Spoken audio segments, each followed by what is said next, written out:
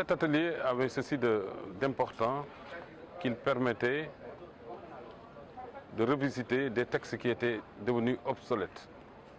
Obsolètes parce que n'étant pas articulés avec les exigences d'émergence. Le deuxième facteur d'utilité de cet atelier, c'est qu'il permettait de poser les problèmes de manière à éviter les nombreux conflits fonciers qui sont constatés au Sénégal.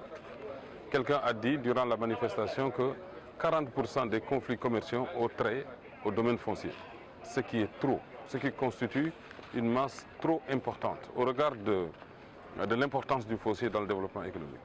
Et enfin, troisième aspect, c'est qu'il faudrait saluer la démarche inclusive, exceptionnellement inclusive adoptée par le président Moustapha Souran, qui a mis son énergie à la disposition des collectivités locales, du secteur privé, des partenaires au développement, des universitaires, du monde de la recherche, tout cela en vue d'aboutir à un document consensuel. Même s'il a dit par modestie que le consensus n'est pas de ce monde, il reste qu'il y a eu très peu d'observations supplémentaires, tellement le partage est une réalité dans la conception du document. Et moi, je m'en félicite.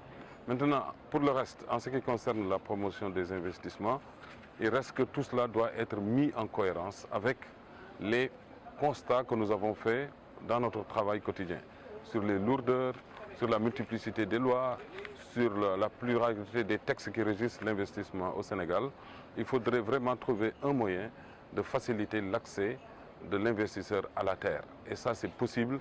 Et nous avons vu que la Commission nationale de réforme foncière en prend la direction et c'est heureux ainsi.